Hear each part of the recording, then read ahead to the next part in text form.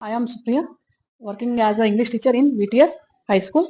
Today we learn about memory and sir had many subjects.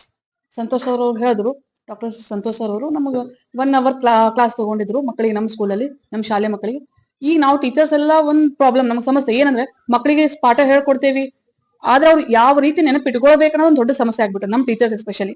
So ಆ ನೆನಪಿನ ಶಕ್ತಿಯನ್ನ ನಾವು ಹೆಂಗ್ ಇಂಪ್ರೂವ್ಮೆಂಟ್ ಮಾಡ್ಕೋಬೇಕು, ಮತ್ತೆ ಬ್ರೈನ್ ಅನ್ನ ನಾವು ಎಷ್ಟು ಪರ್ಸೆಂಟೇಜ್ ಬಳಸ್ಕೊಳ್ತಾ ಇದ್ದೇವಿ, ಯಾವ ರೀತಿ ಯಾವ ಮೆಥಡ್ ಲಿಂದ ನಾವು ಎಲ್ಲವನ್ನ ನೆನಪಿಟ್ಕೊಳ್ಬಹುದು ಅನ್ನೋ ಒಂದ್ ಸಣ್ಣ ಮೆಥಡ್ ಲಿಂದ ನಾವು ಇವತ್ತು ನನ್ನ ಮಕ್ಕಳು ಬಹಳಷ್ಟು ಕಲ್ತಿದ್ದಾರೆ.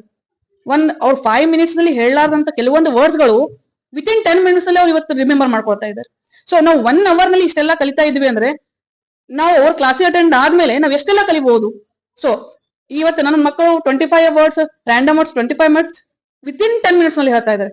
ಮೊದ್ಲೇ ನಾವು ನೋಡಿದ್ವಿ ಅವ್ರು ಹೇಳ್ತಾ ಇರ್ಲಿಲ್ಲ, 5 words 10 words ಆಲ್ಮೋಸ್ಟ್ ಇಷ್ಟೇ, ಅದ್ರ ಮೇಲೆ ಹೇಳ್ತಾನೆ ಇರ್ಲಿಲ್ಲ. ಆದ್ರೆ ಒಂದು ಟೆಕ್ನಿಕ್ ಅನ್ನ ಅವ್ರು ಹೇಳ್ಕೊಟ್ಟಾಗ ಐ ಥಿಂಕ್ ಅದು ಅಸೋಸಿಯೇಷನ್ ಮೆಥಡ್ ಏನೋ ಹೇಳಿದ್ರು.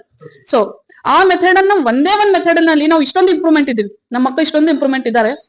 ಅವ್ರ ಕ್ಲಾಸಿಗೆ ಅವ್ರ ವರ್ಕ್ಶಾಪ್ ನಲ್ಲಿ ನಾವು ಅಟೆಂಡ್ ಆದಾಗ ಎಷ್ಟೆಲ್ಲ ನಮ್ಮ ಮಕ್ಕಳು ಕಲಿಬಹುದು.